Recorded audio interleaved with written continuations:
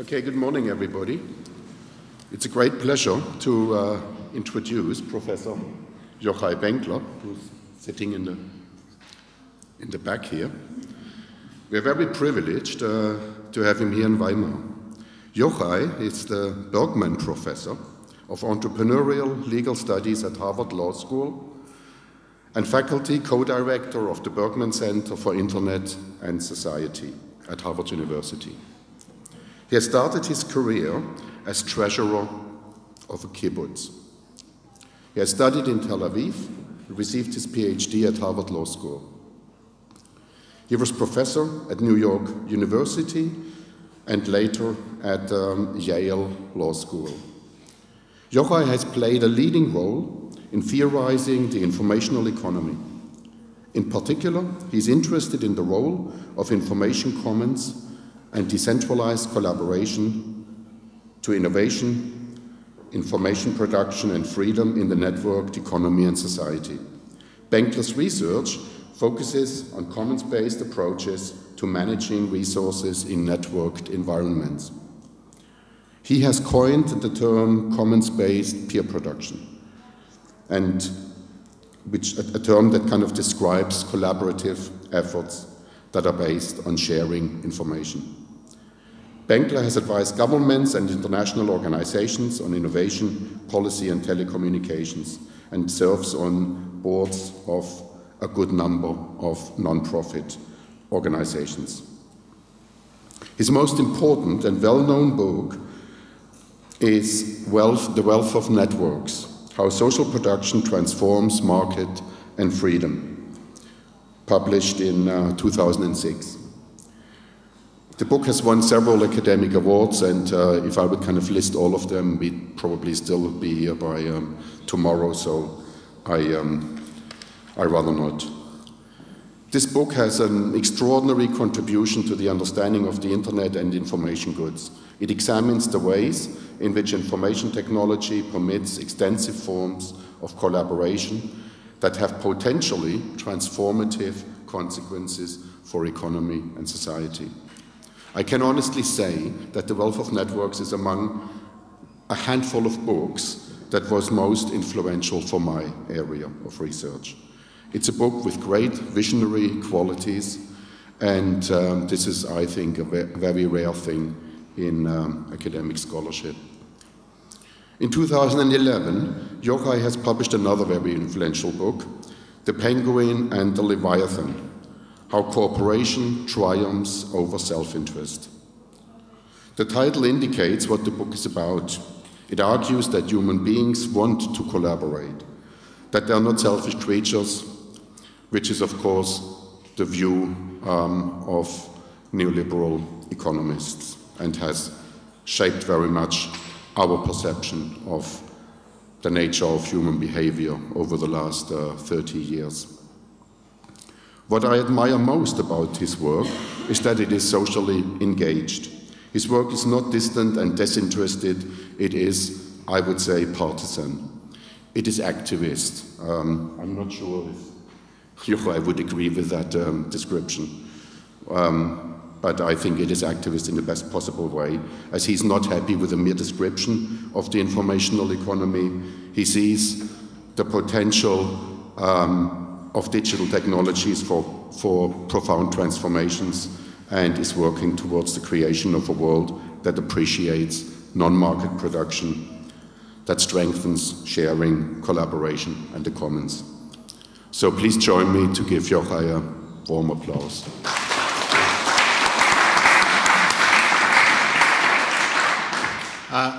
So thank you, Andreas, for that generous introduction. Now I'm here to disappoint you.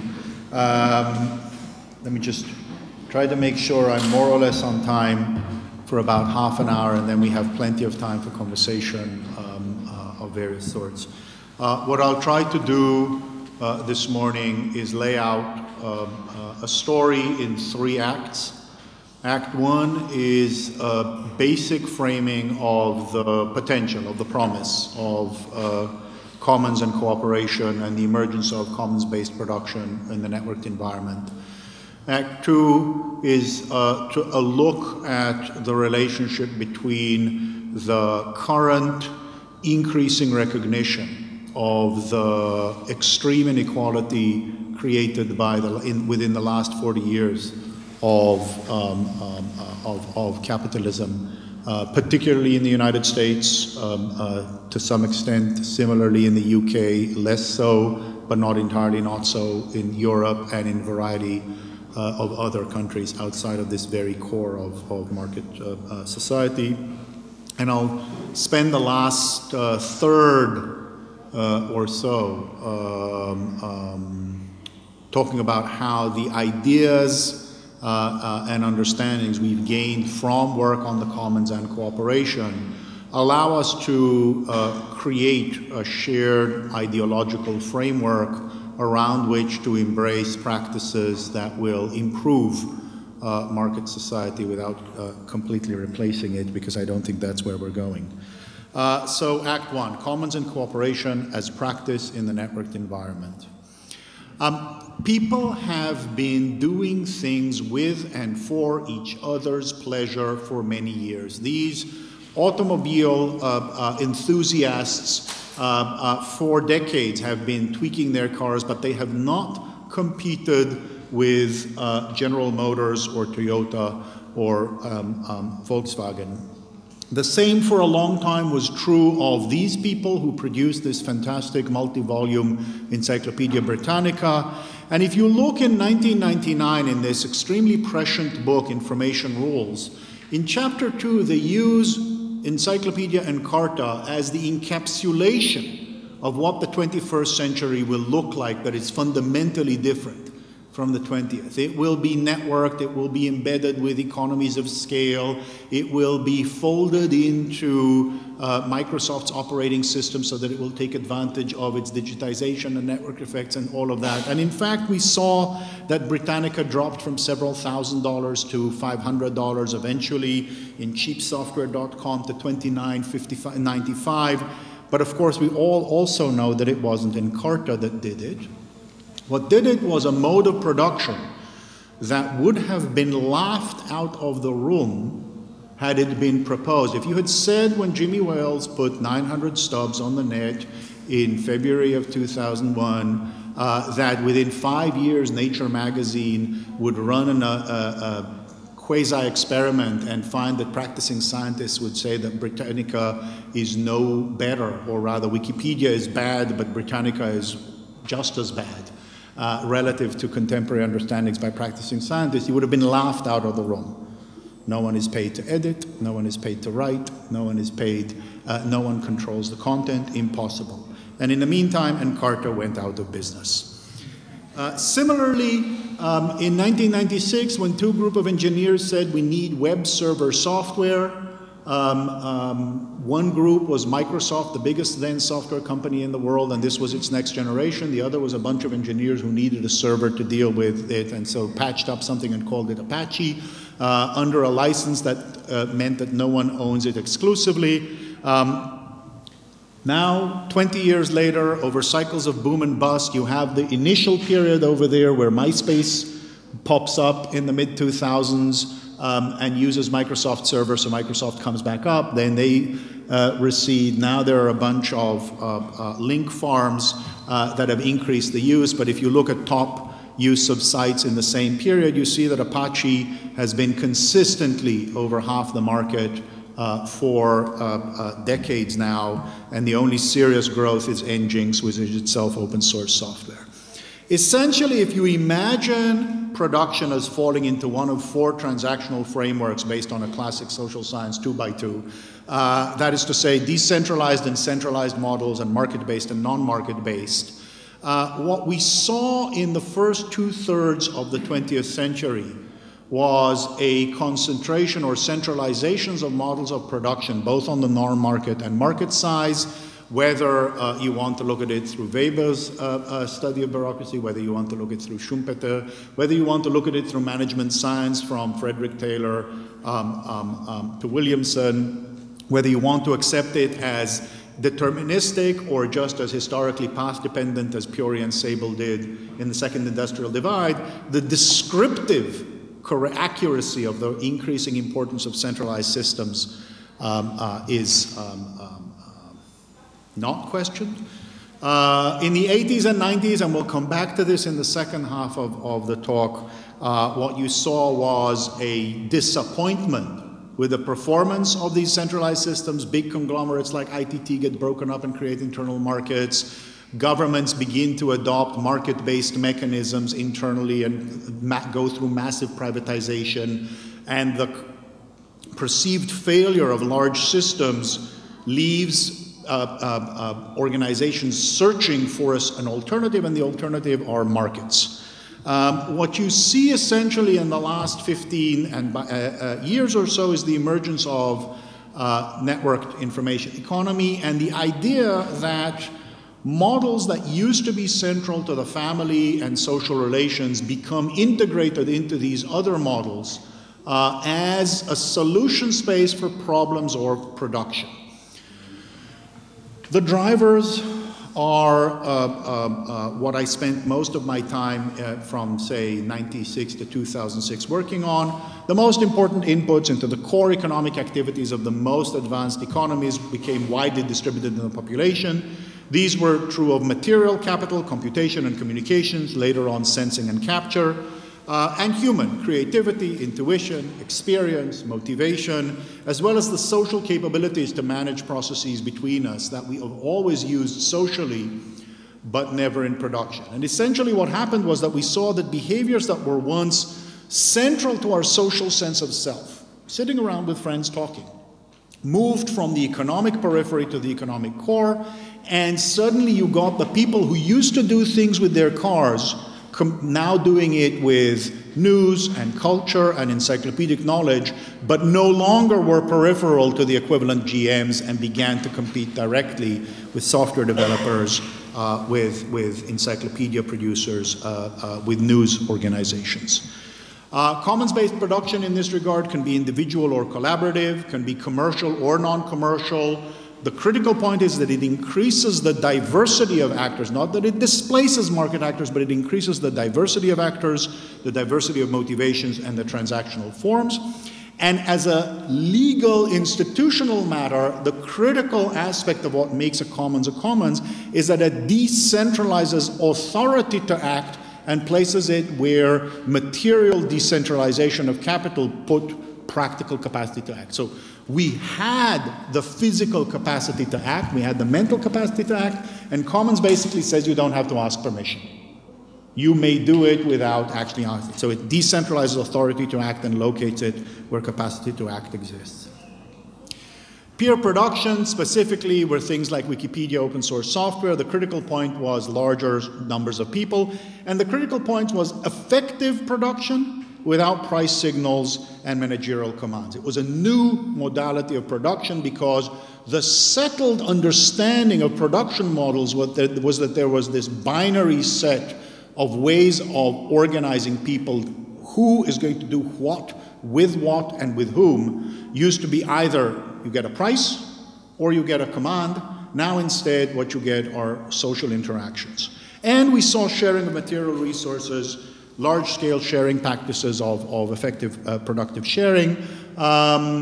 It used to be harder to explain this. When I first wrote Sharing Nicely in 2003, 2004, I couldn't just point at Airbnb and all of these things, but at that time I could also point unproblematically at things that were happening that were genuinely social as opposed to essentially an overlay of market. The transaction cost economics, as we'll see, essentially, if you look at the same 2x2, I'll go back to that in a second, if you look at the same 2x2, what we saw was the emergence of a new solution space, initially located in the quadrant of non-market decentralized, and then later on you saw startups beginning to harness it in market-based decentralized models. You saw a company like IBM suddenly contribute 500 patents to the Free Software Foundation and shift over to delivering some of its software as free software and developing services around it and shifting themselves to a services company.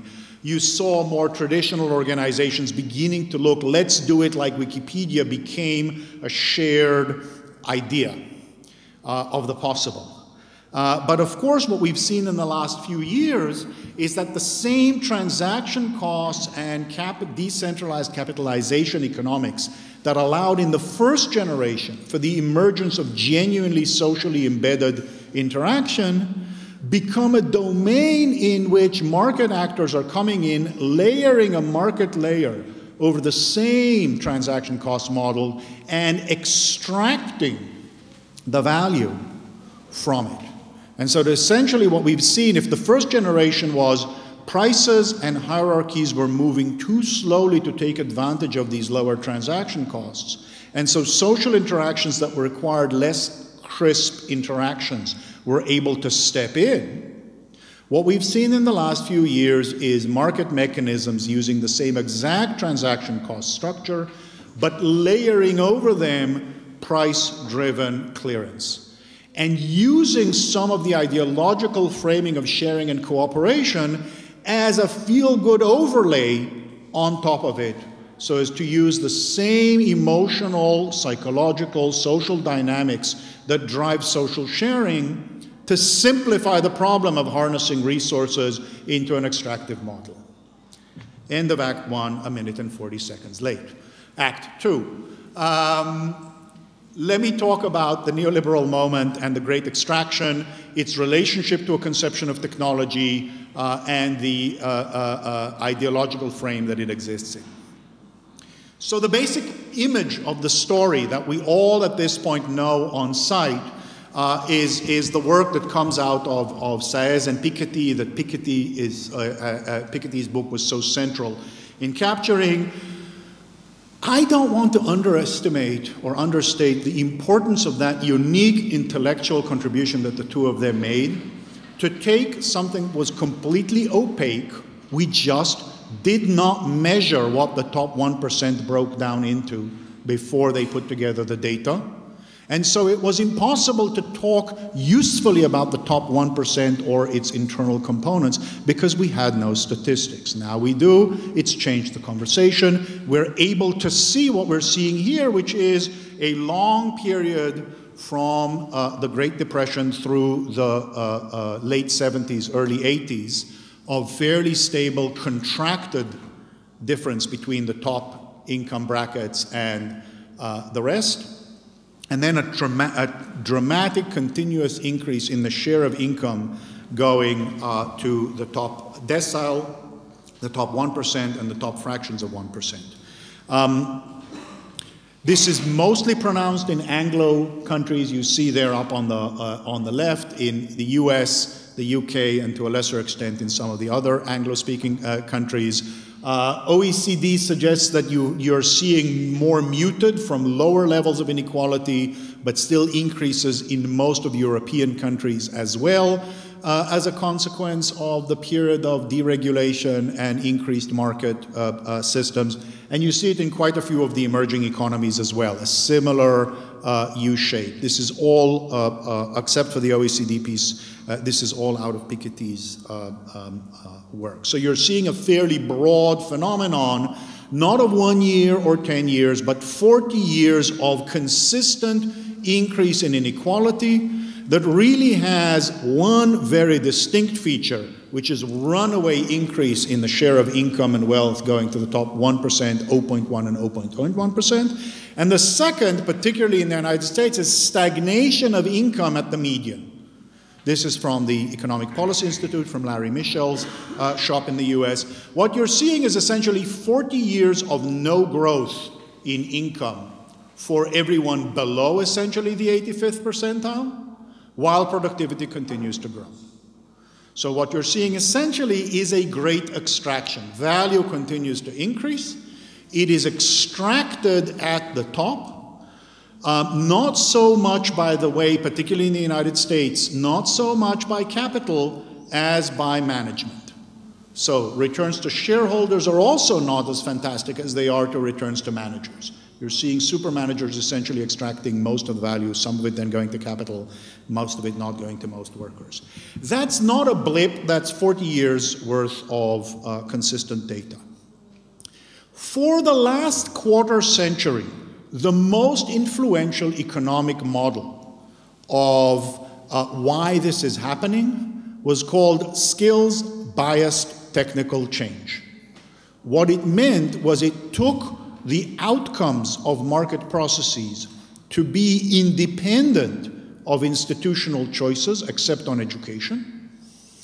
And essentially it says technology moves independently. In this case, computation and automation primarily. It then feeds into the relative returns of workers in markets based on their skills.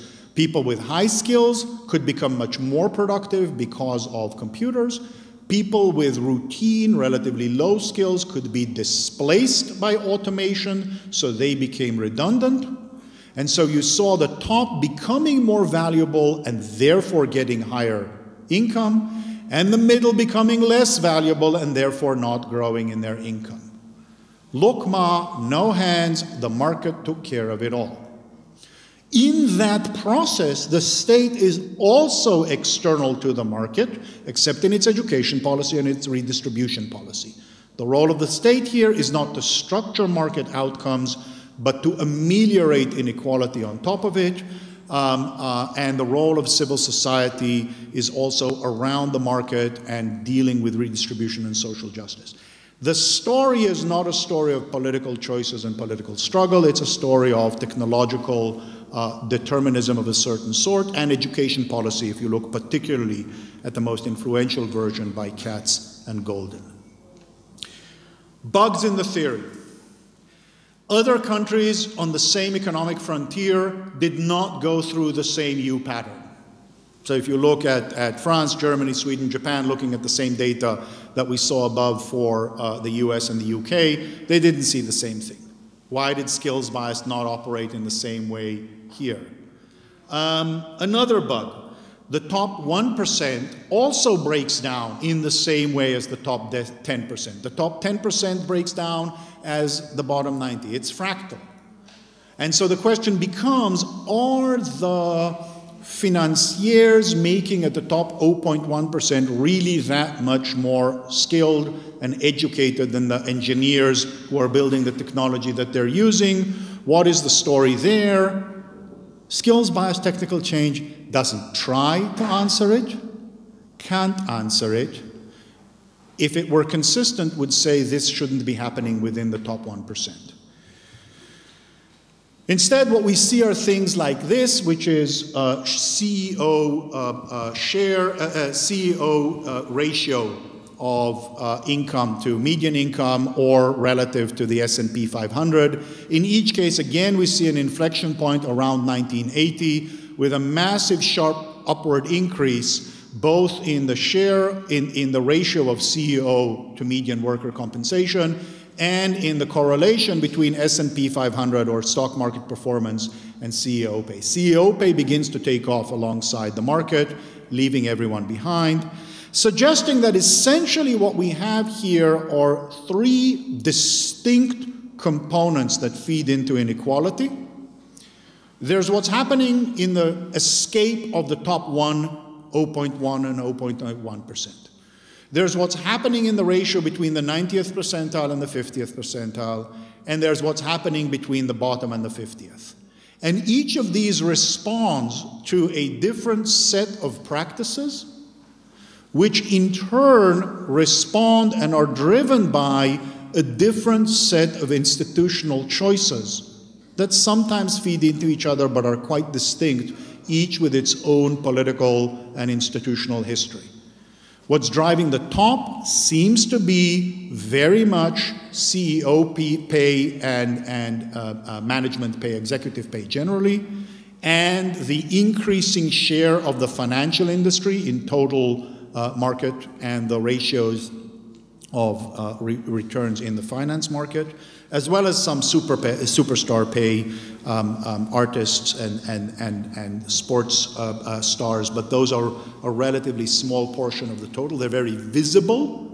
They tell a nice story about how suddenly you have a small number of people who can serve the entire globe and therefore they're actually worth more. But short of that, those actually tell a relatively small part. These are more related to decisions on stock options, on norms and experts' compensation committees and what they consider to be appropriate standards, on a whole series of decisions following the great inflation of the 1970s that led to financialization of the economy, a larger portion of total profits coming from financial instruments, as well as changes in tax rates and professional norms around tax avoidance, etc.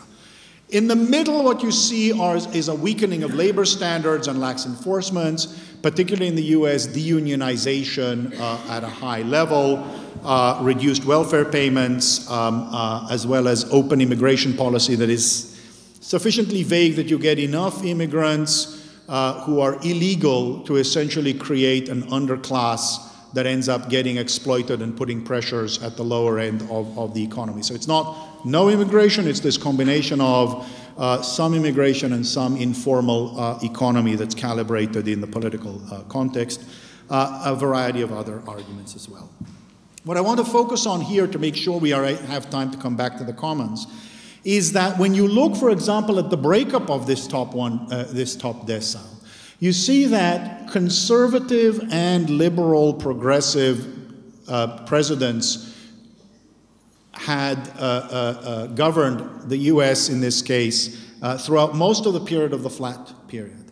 And the period that typified by Reagan and Thatcher, by Clinton and Blair, saw continuous increases in inequality throughout this period. So it's not ideology in the classic left-right, at least within the constraints of left-right politics in the US and the UK. What there is instead is a set of ideas that have been driving this set of policies. These are really the rational actor model, the set of incentives, shareholder value, agency theory, collective action. All of these have really changed and through them been translated into institutions.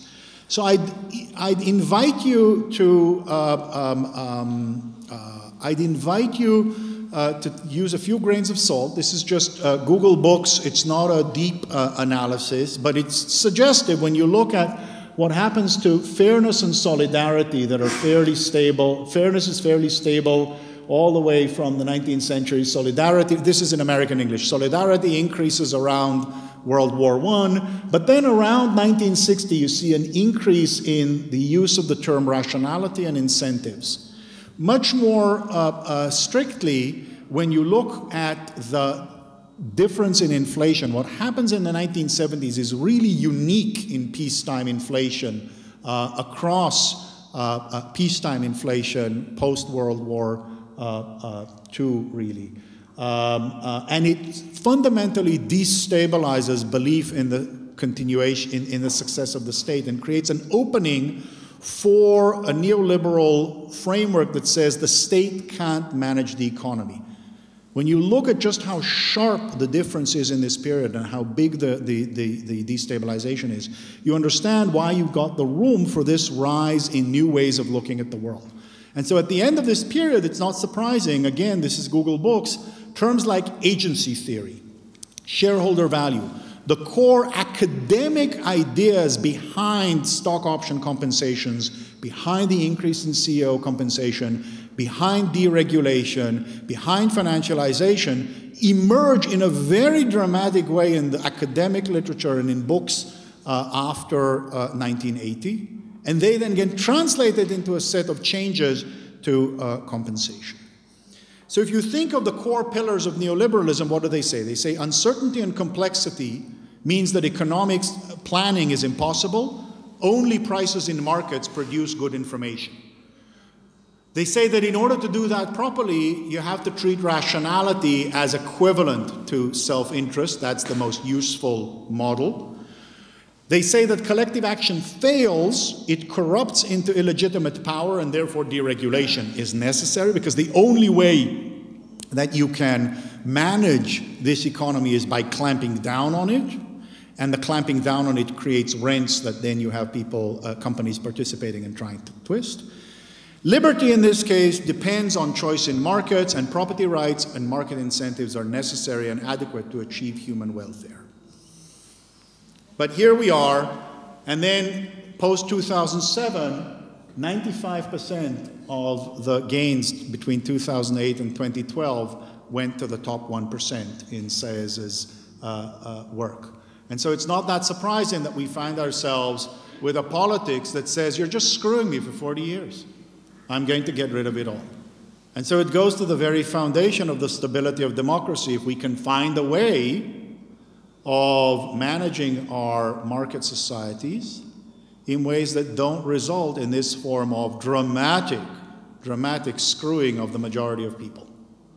That's a technical term. So let me then talk, and I can tell you now that I'll go about 5 minutes over. It'll be about 35 minutes of a talk, not 30.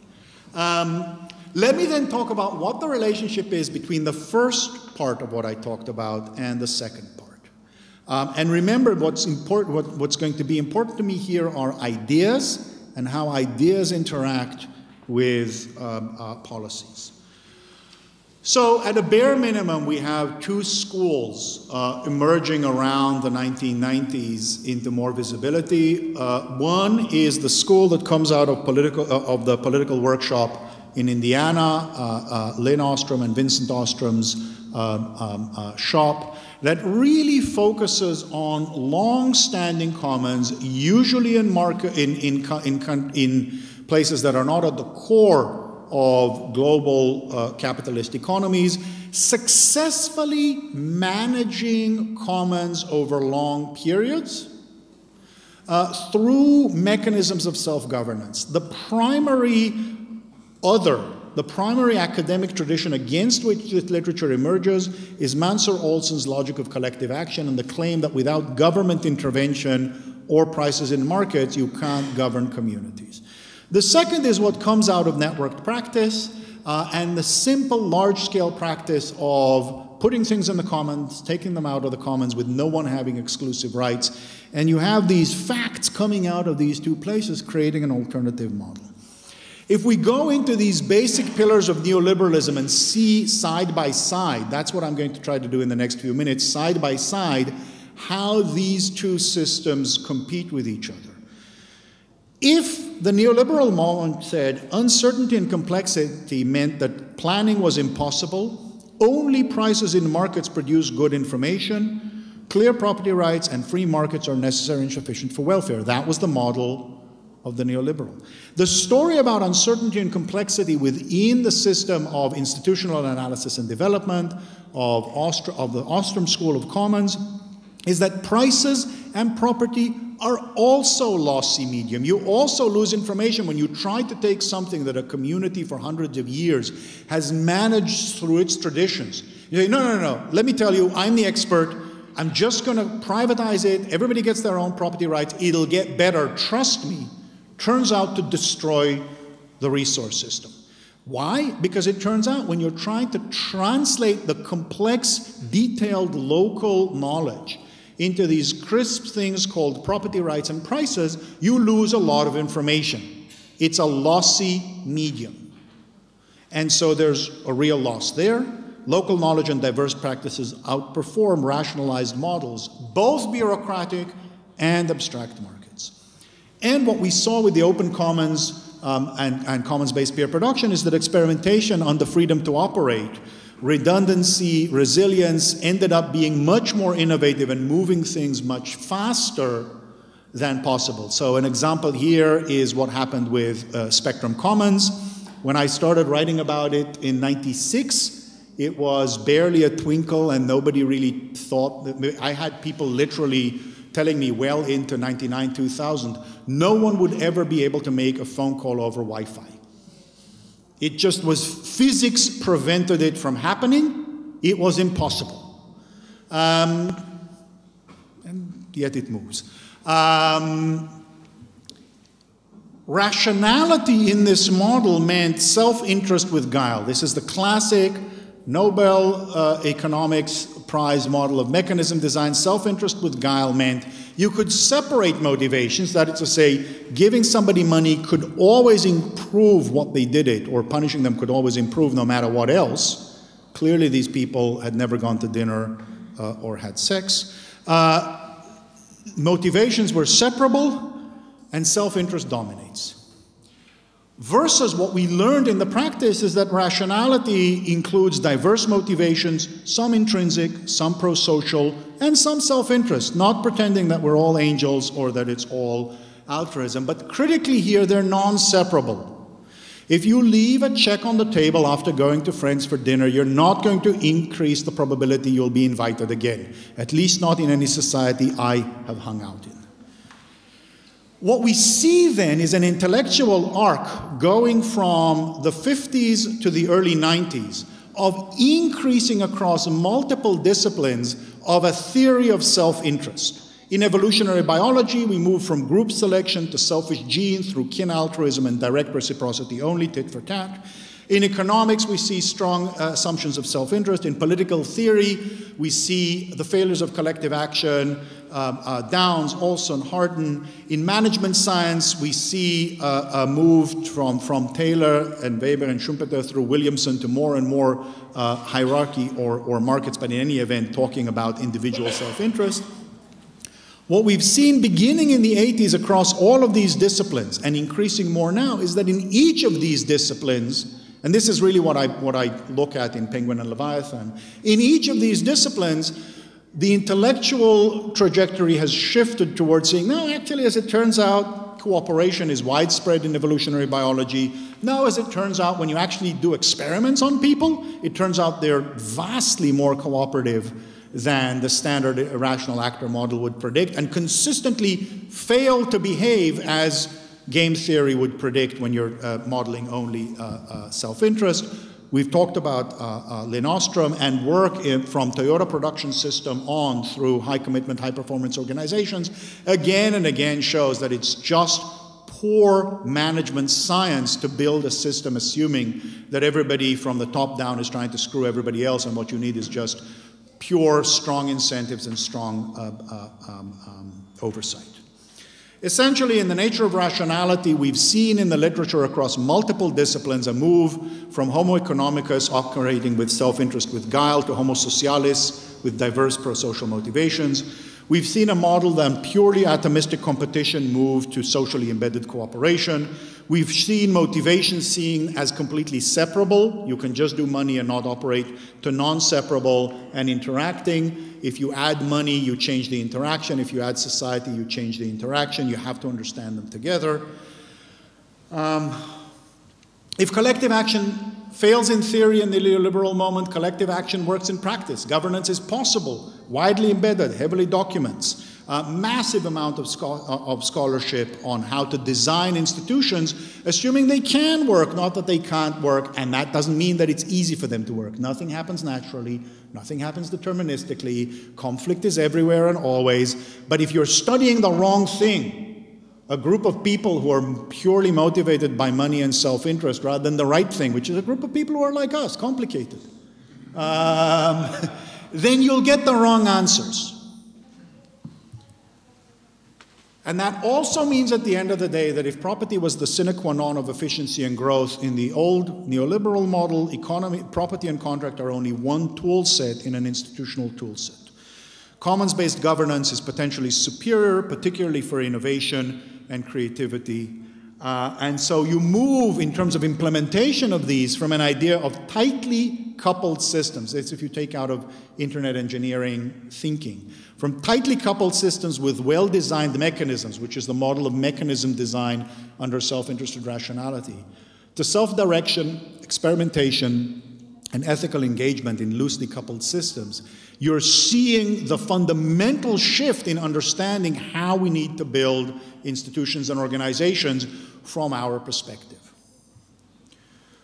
You look just, for example, at Creative Commons and the various variations, instead of just it's mine and you have to have a license, it's diverse. Some people say it's mine and you can still sell it as long as you give me credit.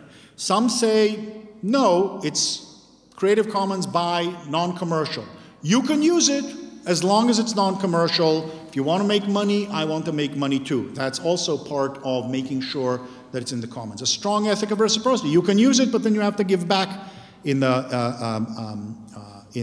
reciprocity. It's also no derivatives. There's a sense of strong autonomy of the actor. I get to choose which of these modes of cooperation and sharing you make. Sometimes I have to say, no, this is me, this work is me, you can't create derivative works out of it, but you may freely share it with others. It's an acceptance of this diversity of type of sharing within a commons. And it also is central to creativity, freedom of speech, by basically saying, here, do with it whatever you want. But the point is, it's not just an abstract sense that there are diverse institutions. We already are beginning to see institutional frameworks that are implementing this diversity of institutional form based on diversity of motivation, creating an integrated resource set that all of us can share and work with in creating our new culture. So this ends up with a political theory of, instead of freedom to own and contract to pursue your own goals in the market is the core, and regulation is, as Hayek put it, the first step down to the road to serfdom, to an idea of positive autonomy and self-direction, free expression, freedom to tinker. Power in markets is as endemic as power in the state. And this is what's happening, and I think we said we'd talk about it a little later, about this tension between liberal and Marxist critiques of markets. And I think here, what's central to what's happening within this liberal literature that I see myself part of is a recognition and a working out of power in markets and diversity in institutions in relation to it. But as we're sitting here on the third day of a symposium on the commons, what I'm presenting to you is that the commons has become an alternative idea to the dominant set of ideas that structured markets in the last half century. It's not a fashion of 5 years one way or the other. The commons is a 20-year, slowly, gradually developing response to a 40 to 50-year emergence of ideas that underlie the institutional framework that brought us to where we are today. What are the components of this idea? People can effectively act collectively to govern their utilization of resources. We respond to diverse motivations, economic utility, and a range of social, emotional, and rational ethical commitments. Property and markets versus state planning do not exhaust the means of achieving growth and material well-being. We have a more diverse set. Cooperative social action in commons drives innovation and growth, can be more efficient, and can be more sustainable than models that are built on a mistaken model of who we are. Perhaps more important even, production and resource management are socially embedded activities. Social embeddedness is not something from which we need to free markets so that they can operate more efficiently. And freedom is effective self-governance, both individual and collective. Where markets socially disembed production, they do more harm than good to both productivity and freedom. So let me now quickly go through just highlighting a few things of what to do rather than digging deeper. We have plenty of time for conversation to dig deeper later. With your permission, I'll spend 2 minutes just highlighting. Ignore just how fast I'll move through the slides. That's not important. In practice, what we need to aim is to build as much of our systems as feasible within commons-based approaches, alone and in peer production. That was the impetus of the free software movement at its original core. That was the impetus of the effort to build community networks in open source software. That was the impetus of peer production of journalism, of art. It's a drive to create as much of the environment as we can within the commons so that less of our life needs to be lived under the power of property and markets. Not all, less. Managerial and ownership norms are important. Markets are sufficiently inefficient that there's room for power, but also room for morality. There is room to do the ethical thing within markets, and part of what we've learned from the literature on cooperation in particular, you might even do better in the market with the right kind of cooperativism. Social embeddedness is the core. Ownership models can vary. From the perspective of citizenship, we can think of it as pure pragmatism, which essentially is skeptical of all models of organization and therefore needs to depend on all of them as well, because none of them are perfect when they start. All of them degrade over time, and each of them allows us ways of trying to fix the problems with the others. So citizenship modeled on peer self-governance, rejecting pure delegation democracy and building platforms for active engagement. We've seen now again and again in efforts to create platforms for citizen engagement. We need a progressivism that understands the importance of the states, but at the same time is aware of state fallibility. We need to destabilize power concentrations. The state often is the way to do it in forms of regulation or antitrust or whatever it is. But we need caution about steering and paternalism. We're seeing the rise of the nudge literature now, and behavioral manipulation as a way of achieving social good, which I find very problematic. Redistribution has to be aimed at autonomy. Maybe we'll get to talk later about universal basic income. This seems to be the right thing to do it. But it comes out of, at least the left version, if you look at Philip van Parijs, it comes out of the concern that a social welfare state that is over-controlling ends up undermining dignity and an effort to find a solution. Investment in capabilities, regulatory design to foster cooperativism and contain extractive market dynamics. All of these things are useful ways of engaging the state. But at the same time, we need to be skeptical about not only markets, but also mutualism. So if you think of libertarianism, both left and right, as a way of saying, you know what, let's build it all ourselves, let's do it all not through the state, we need to understand that there are certain global public goods that will require national level and international level operation, that will require genuinely well-functioning states. We can't just build it all ourselves. Not all the solutions can be local, though many of them can be. Not all of them can be done without the state. Many of them will require state and interstate. You're not going to require effective institutions at all levels that require continuous engagement because they all unravel over time. This I can't emphasize enough. It was easier to be optimistic 10 years ago than it is now. We consistently see mechanisms fail and degrade over time. It doesn't matter. You can have constitutional control of surveillance for 30 years operating after the scandals of the 1970s in the US, and then suddenly you'll see Snowden and you'll see that they've degraded over time and you need to build from the start. Systems degrade over time. They need continuous attention. They're like a good garden. You can't stop weeding. You can't stop working on it all the time, and you constantly need to sense where it's going. So this is my favorite statement in this sense. I can't read it without my reading glasses, and you can't read it over there. So I'll paraphrase it. Wikipedia can't work in theory.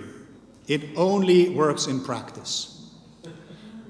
So we look at Wikipedia, and many of us see whatever it is that we want to see.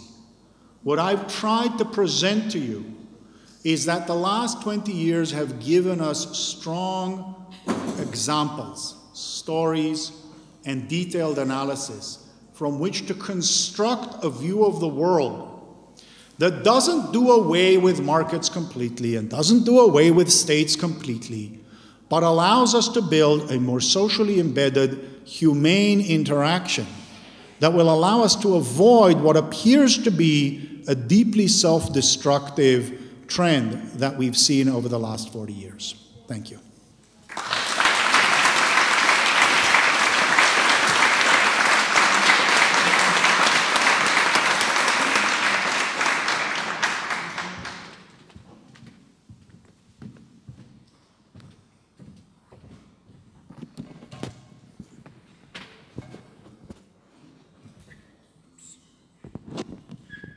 Does this work? Okay, so thank you, Yochai, for this very interesting presentation. We have kind of a few topics that we want to talk about, and one of them is, that's how we want to start, the sort of tension between Marxist theory and liberal philosophy, I would certainly say that until 10, maybe 20 years ago, there wasn't much kind of commonalities between these, and there wasn't much dialogue going on. And suddenly we have you, and probably also kind of Lawrence Lessig, developing a liberal critique of capitalism, a critique of property, a critique of the kind of neoliberal conception of human behavior, which is a kind of very something that, in my view, is very new for liberal theory. And on the other hand, we have Marxists that are very interested in kind of your work and Lessig's work, and I just kind of wonder what if you sort of kind of agree with me that there seems to be a new dialogue happening. I certainly think there's a new dialogue happening. I think in some sense it's a repeat of some work that I see as within the liberal tradition that was very much there in the first 20, 30 years of the 20th century. Where do you put Thorstein Veblen, for example, in the universe between Marxists and liberals? Probably as liberals, but nonetheless a deep critique of market society. The old institutionalists, Robert Lee Hale in the US, doing a deep critique of how property rules in discrete ways change the power of market society. I see Polanyi as a liberal. We had this conversation yesterday. I see Polanyi as a liberal. Writing a history that's very much about politics and institutions rather than the deterministic course of capital and class relations, all with a strong commitment to individual freedom or to autonomy as a central organizing concept rather than to collective class identity.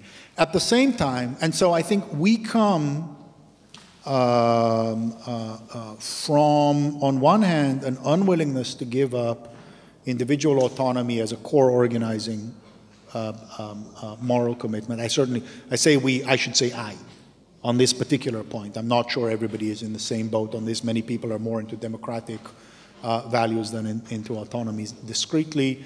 I think a large number of people aren't willing to give up some form of markets, are essentially committed to the idea that markets, in some form, if done properly, deliver higher degrees of material welfare and well-being, but they need to be reformed.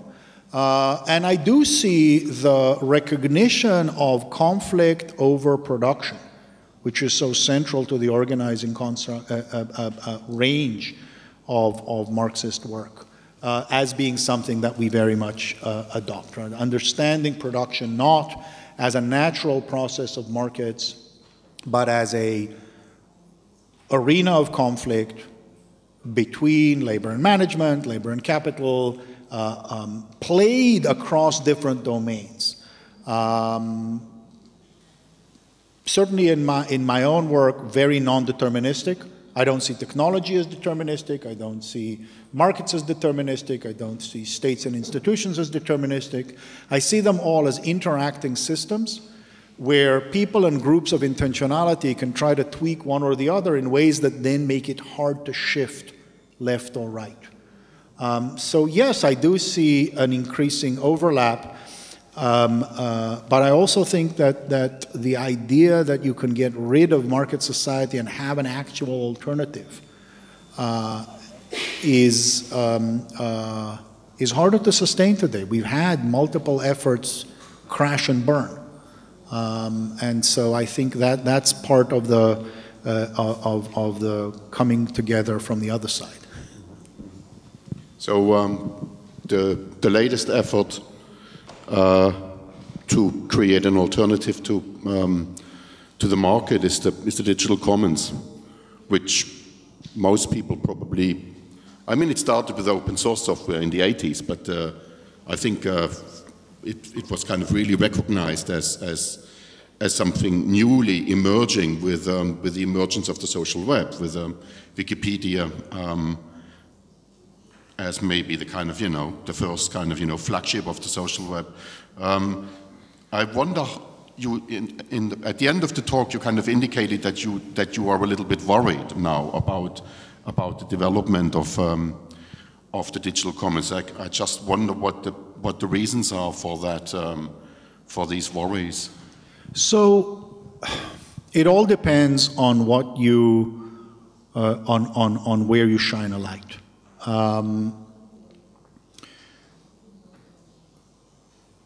When Wealth of Networks came out, it was much easier to be optimistic. 10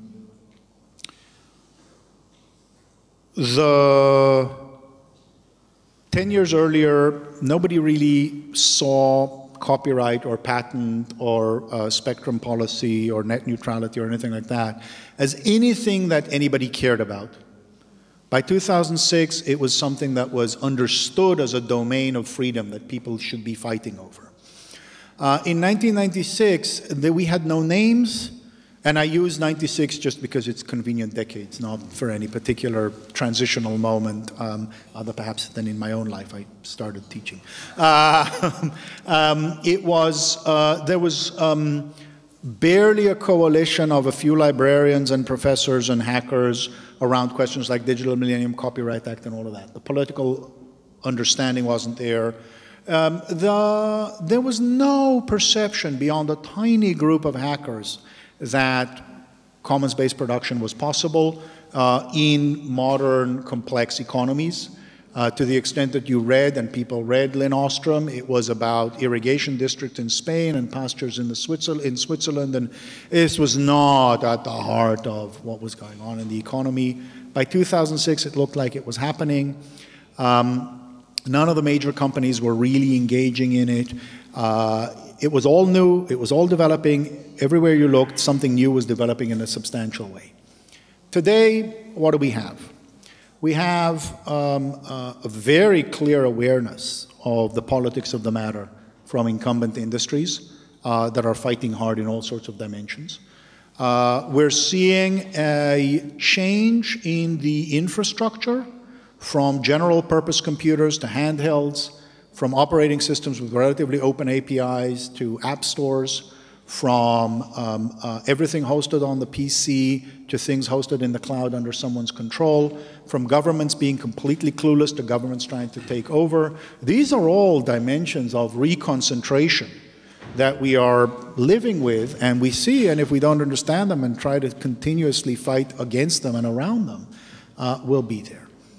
The second thing is that we've seen commons-based peer production not take over at the same rate whole domains. So if you look at free software, within years, it moved from being something that no one in the mainstream knew about until literally October of '98. Nobody outside the community and 2.5 academics knew about, to something that was a solution space. By 2010, 40% of companies were using or developing free software or open source software. But then you look at things like open wireless networks. '96, Dave Beyer was putting together the idea of rooftop community networks. 2001, 2002, Christian Sandvig was already documenting all sorts of community networks trying to set up. You could imagine that within 10, 15 years, we would all open our laptops anywhere and hang off of wireless networks that we would all create together, and there would be no one who owns the spectrum. And yet you do that today, and if you're in the UK, it's going to be BT Open Zone. If you're in France, it's going to be Free or SFR or Orange. If you're going to be here, it's going to be T-Mobile. If you're going to be in the US, it's going to be Xfinity Wi-Fi. We don't actually have the practice. The technology was there, the will was there, we didn't do it. There are really important, discrete things happening in peer production of journalism. There are really interesting things happening in the peer production on massive scale. If you look at Alibaba's juror system, you see dispute resolution, 1 million people participating in dispute resolution, solving now, by the last 2 years, close to 200,000 cases on a purely volunteer model. Things are still happening. What we don't have is critical infrastructure. Knowledge infrastructure like Wikipedia, technical infrastructure like open source software being developed through commons-based peer production. So the question I think that we face is it lack of will? Is it intervention of other companies that are breaking it? We haven't seen it grow in the same way, so we need to ask ourselves a question.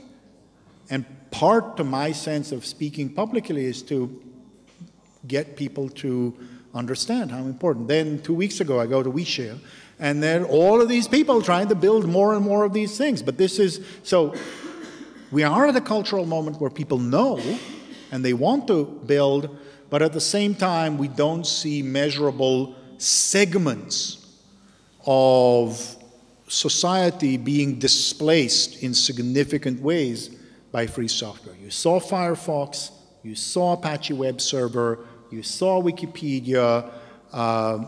What is today's equivalent begins to be the question. And the third point, I'm sorry, these are mini lectures, everyone. We'll get more, well, we have nice time. We get a lot of time to talk. The third is Uber. Right? The fact that you've got a whole generation of companies, startup people and VCs, who see the same economic possibilities that created collaboration and sharing as extraction opportunities, and that are building price signal systems as a thin layer on top of the basic structure that allows for collaboration, and turning what would have been social exchange and socially embedded interaction into alienated market exchange.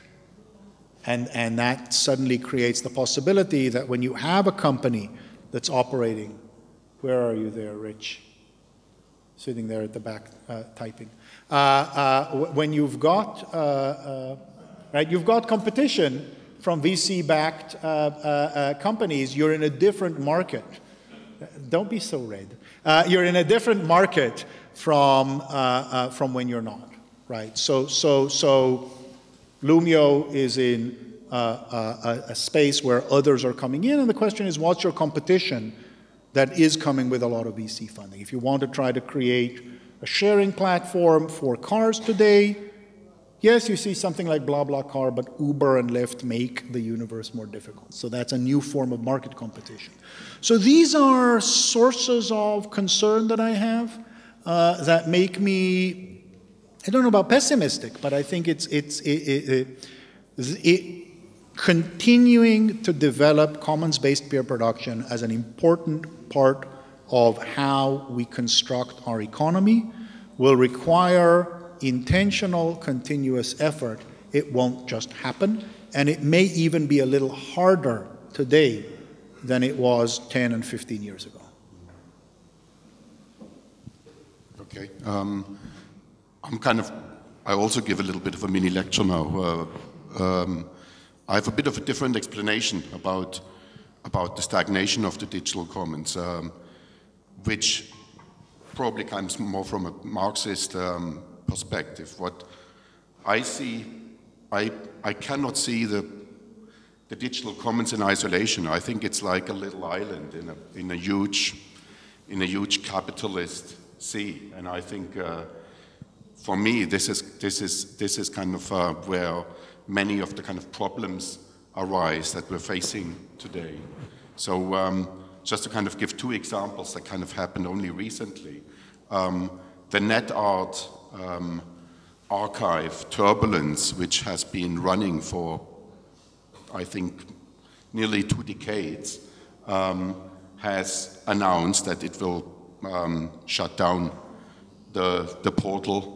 And the reason is that those ones that were running it have kind of decided they can't sustain themselves anymore because they don't get paid for their labor. And it was just impossible. The second example is the Social Science Research Network, which has also been an interesting kind of project for open access research has recently been bought by Elsevier and is So this is a kind of example for the kind of capture of the commons, for the kind of commodification of what kind of previously was a commons. The thing about the digital commons that kind of makes it very different from the kind of land commons or from the commons that kind of Ostrom or Hardin or others have kind of always dealt with is that there might be problems with kind of governance, but the kind of big problem that I see is a problem of labor. You have to build it.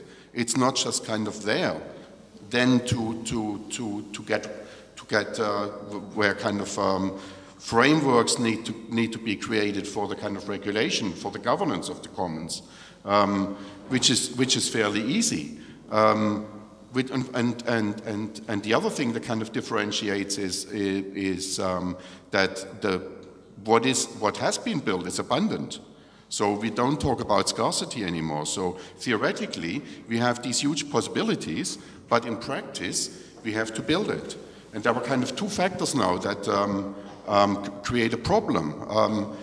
Individuals like to share, but Monsanto is very unlikely to put all their research on Wikipedia and share it with everyone, or pharmaceutical companies. So when it comes to kind of intellectual property regimes, on the individual sphere we can kind of do something, but on a sphere where things seem to kind of matter rather a lot, things stay very much the same. When it comes to labor, we have some areas of the digital commons that I think have developed in a beautiful way, and these are always the ones that are named as kind of examples. Which is one area is what I would kind of call the knowledge commons, Wikipedia, open access. Even though it's kind of happening slowly, open access, it started with journals now, and very, very slowly we see kind of open access book publishing happening. And of course, you know, that should happen because it's academic work. It should be for free to everybody anyway, because academics get paid for what they're doing. But because they get paid, they can use their knowledge and put things up on Wikipedia. So in my theory, I think that the idea that Wikipedia is just kind of driven by individuals that are motivated is only kind of partially correct. It is financed in a kind of, you know, funny other way, because academics are people that are kind of paid for their labor. And it's, of course, the same with the kind of other flagship example, the open source movement. Lots of kind of open source developers also receive money for what they're doing. And this is what kind of distinguishes it from, let's say, artists. If you are a novelist and you work on your novel for 5 years, there is just no way you can put it online for everybody to download, because you kind of really undermine your own existence, your own, yes. So if we look at kind of other areas like education, we see some free universities creeping up everywhere in the last 10 years. But again, these are kind of really small examples, and they kind of just stay like that. It seems like really hard to really kind of develop it bigger, even though the potential is there. So what I see is with the thing with labor is more a problem of exhaustion at the moment, that those that would like to kind of contribute just kind of don't have the means, which means the kind of means of time to really do so. Wonder what you think of that. So that's a lot to try to digest and think about. Not that I want to talk. Let's at least separate into two separate things. I think there's the question of, let's call it the Monsanto problem, right? The problem of companies that, so These are really two dimensions of intersection with market society of commons-based practice. The first is there are companies out there that have classic proprietary strategies that are trying to compete in the same fields, that are competing also in the domain of policy. So you have all of the continuing battles over IP, are all essentially battles between companies trying to build models on proprietary extraction and some coalition of commoners and companies that live with instead of against the commons, at least in this one domain. And I think that there, when I say I'm less worried, I don't mean we'll always win. I mean, we seem to have adopted a strategy of partial alliances. So if you look at the question of patents, for example, in the US, the high-tech industry largely understands patents as problematic for it and makes common cause with commoners against the pharmaceutical and maybe Monsanto. You move to something else, and Microsoft might be on one side and Google on the other, and we've sort of learned to be allies in some so that in some sense, though it continues to be a problem, I see less of a problem, just a continuous need to manage it. The core problem you raise, and I think is really a major battle or major struggle we have, is how do people make a living? And I think this is what's so motivating the platform cooperativism movement. I know Trevor Scholz will be talking later today. The effort to essentially build commons inside market society in a way that allows people to make a living and at the same time allows them not to extract things completely. And I think there's an internal tension, just like there has been with the cooperative movement for over 100 years. In some senses, you can think of it as contemporary reenactments of Owen and Proudhon. This is not new, right? The idea of building a shared cooperative economic organization inside market society and to build out your own mutualist bank and cooperative. And the answer from the last 200 years is, yes, it can be sustainable if it moves early enough in the right kind of market sector or geographic and institutional environment, it can sustain itself. No, it actually hasn't transformed any market society. Right? There's no market society you can point and say, yes, I can finish that sentence, that you can say has been transformed by cooperatives. And at the same time, you can't say cooperatives also always fail. They succeed, they stabilize. They may not pay workers more than non-cooperatives, but they certainly have a record of having more secure employment and being more robust to ups and downs. But then that's in tension with the commons. If you've got a cooperative of stock photographers, what are they going to do? How are they going to compete with other models unless they encapsulate the commons? To my taste, and the reason that I was trying to present the commons as I did earlier in the talk today, is that you can't stop the commitment to the commons because you need to make money. Because the commons is such a central organizing idea of the rejection of the model that we're trying to, and all of its various components that we're trying to supersede, that if you build a model that's not continuing to respect the commons, in this particular sense of non-exclusion of resources, you're going to undermine the long-term coherence and ability to generalize to society. That doesn't solve the problem of how you make money. So we do have, with open source software, I think the fact that we see services models emerge around is one core major problem. I think we see it in some forms of art. You know, classic argument has always been about music, but really we're talking about music and piracy in a very narrow sense. If you look at classical musicians, generally speaking, it's performance. If you look, actually, even for pop musicians, it's generally performance, not copyright.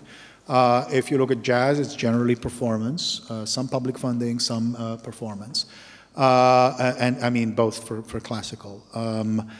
If you look at writers, academic writers don't live off anything other than teaching, which is a service, and some public, some privately paid. Did I offend them? If you look at nonfiction writing, most of nonfiction writing is not the overwhelming majority. Again, people do talks, people do consulting. It's services around a model. It's the publishers paying themselves for the publication, but not. You do have real questions with novelists. Poets already, in some sense, have lost and have to teach in literature departments as a service. So the short answer is a lot of knowledge production already occurs within systems where the knowledge itself is imparted in some form or another freely, but for the publishers, and the person actually makes a living through some form of real-world interaction, a service of some sort or another. And I think that is going to be a major part of the story. And some mode of cooperative or collaborative. That's the space we need to look at. I don't know that it's easy, and I certainly don't see it solved, and I don't see a deterministic path towards making it all work. So the question is, what sort of kind of strategies would we need to develop the commons, to develop maybe both? I think I would always kind of make a distinction between the digital commons and the kind of the co-op platforms, and also kind of distinguish the kind of co-op platforms from what's recently been called the sharing economy. I think for me, these are kind of three different things. But the co-op platforms, if they work, they don't need financial support. They can support themselves. Whereas the kind of commons activities, in order to kind of really flourish in all areas, would need support. And the kind of question would be, what kind of, what would be the kind of strategies for a strengthening of that area? I think in the last part of your talk, you referred a couple of times back to the state as a kind of body, as a kind of partner that is needed for that. So I think that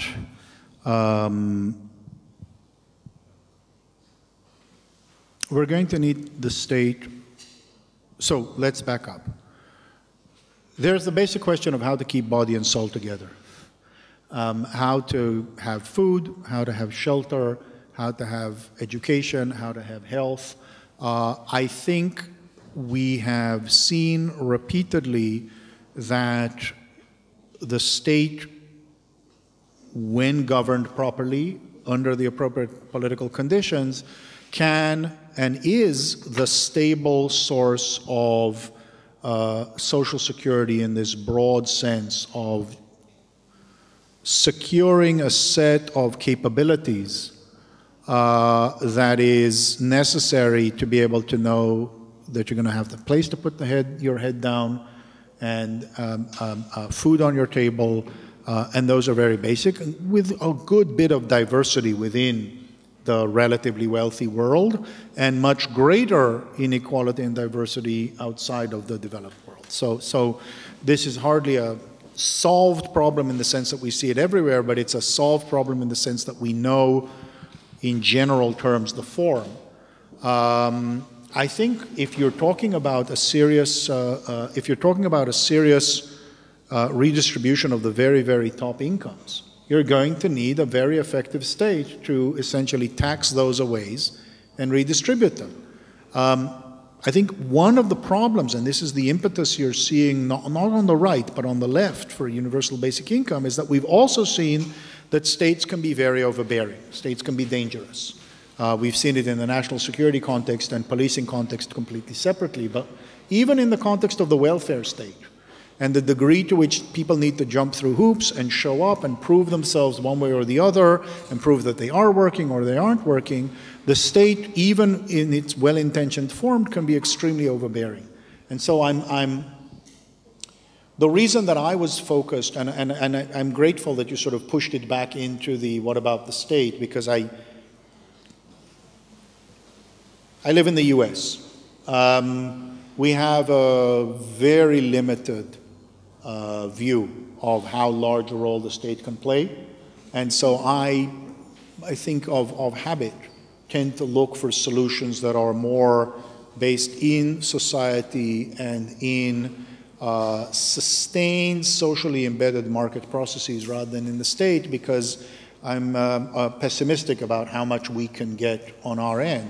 I think you come in a very different tradition in Europe, and I think the possibility of assuring a very stable base and perhaps solving through a shorter work week, a shorter work year, that continues to be to create a basis that comes from redistribution and then allows support for the commons in a much less constrained way, is much more open to you in your political traditions and much harder for us in our political traditions. And I think the solutions will therefore probably have to be different from these different places. But I would resist pulling away completely from the state, as I think some people who focus on commons only are, because of the disappointment with the state. I would try to push in the state, recognizing that the political histories of different places are different, and what's feasible and what isn't feasible is different, and you build what you can. You know, if Switzerland can get through 30,000 francs per person per year, no matter what, more power to them. It is not going to be at that level in the US if anything ever gets developed in the US.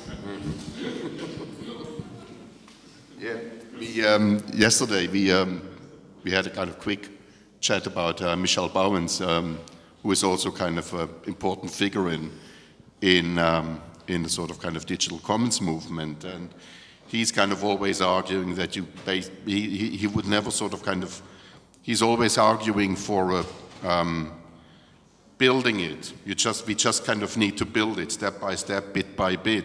He doesn't sort of kind of link the digital part to an offline movement, which you seem to kind of think would be needed, whatever the kind of demands are, whether that's a kind of unconditional basic income, whether that's a support for basic needs, whether that's just kind of a reappropriation of the welfare state in whatever form. But these are, you would sort of kind of agree that there is, that the commons cannot kind of just be created online. Yeah, no, this is the core point I'm trying to get across today, really, is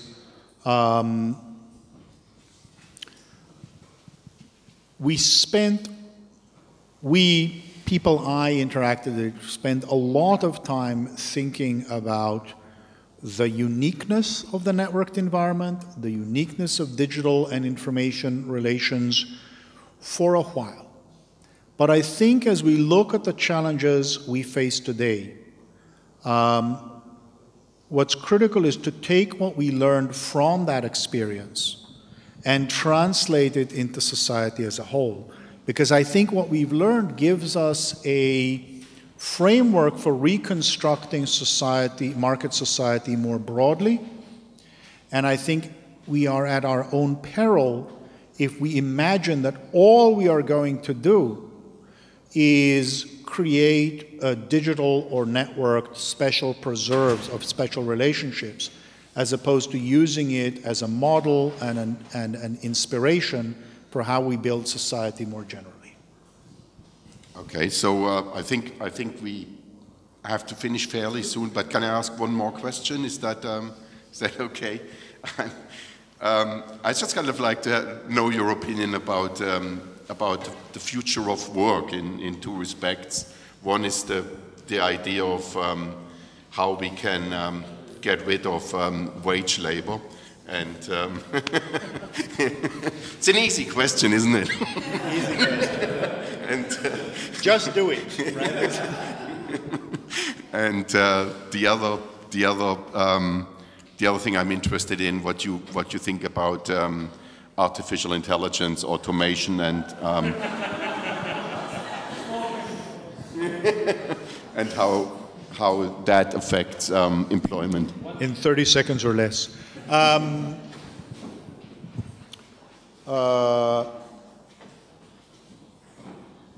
So how we get rid of wage labor is non-trivial and not that was a silly statement. The thing, I'm generally ambivalent or skeptical about universal basic income, because I worry that all real-world implementations will be poorly funded and ultimately at the expense of the political will necessary to reconstruct market relations. But if I see one, like for example the Swiss one, that looks like it's actually at a level that could decommodify labor, there aren't that many ideas around that are politically plausible, on the table, being debated, in fact actually being voted on and experimented with, that could actually do away with the idea that you have to sell labor in order to exist. And that's what's exciting about it. The details will matter a great deal, but that's the only real domain that I see where something like that is going. Something more ambivalent, like a much shorter work week and work year, together with a much higher degree of basic social capabilities, so that you don't get rid of wage labor, but you reduce its overall impact on life and life cycle, I think is more plausible. And that's a direction that I would sort of nudge us into. The short answer about robots is I wouldn't worry too much yet, for three reasons. One, the robots panic is not social science, it's futurism. All of the social science it's built on is the skills-based technical change theory that I mentioned to you today, that really turns out to explain well only the 1980s. It's really crappy at only the 1980s in the United States, which turns out to be where the papers were written.